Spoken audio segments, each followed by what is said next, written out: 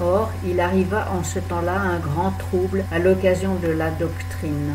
En effet, un nommé Démétrius, orfèvre, qui faisait des sanctuaires de Diane en argent et qui donnait beaucoup à gagner aux ouvriers, les assembla avec ceux qui travaillaient à ces sortes d'ouvrages et leur dit « Ô hommes, vous savez que tout notre gain vient de cet ouvrage, et vous voyez et vous entendez dire que, non seulement à Éphèse, mais presque par toute l'Asie, ce Paul a persuadé et perverti un grand nombre de personnes en disant qu'ils ne sont pas des dieux, ceux qui sont faits de main d'homme.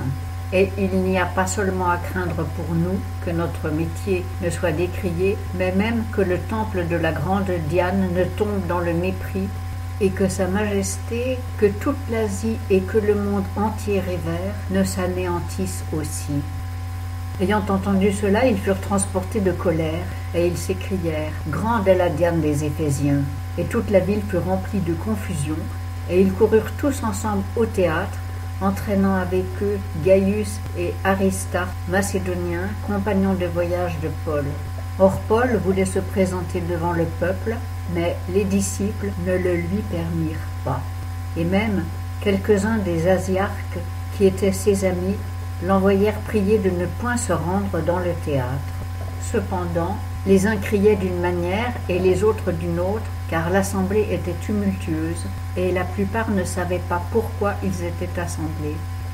Alors on tira de la foule Alexandre, que les Juifs mettaient en avant, et Alexandre, faisant signe de la main, voulait présenter au peuple leur défense. Mais dès qu'ils eurent reconnu qu'il était juif, ils s'écrièrent tous d'une voix durant près de 2 heures. « Grande est la Diane des Éphésiens !»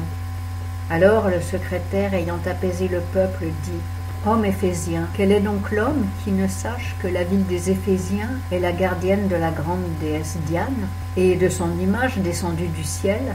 Cela étant donc incontestable, vous devez vous apaiser et ne rien faire avec précipitation. Car ces gens que vous avez amenés ne sont ni sacrilèges ni blasphémateurs de votre déesse.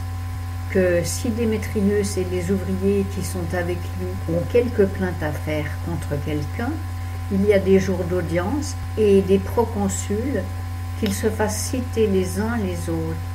Et si vous avez quelque autre chose à réclamer, on pourra en décider dans une assemblée légale. Car nous risquons d'être accusés de sédition pour ce qui s'est passé aujourd'hui, n'ayant aucune raison pour justifier ce rassemblement. Et quand il eut dit cela, il congédia l'assemblée.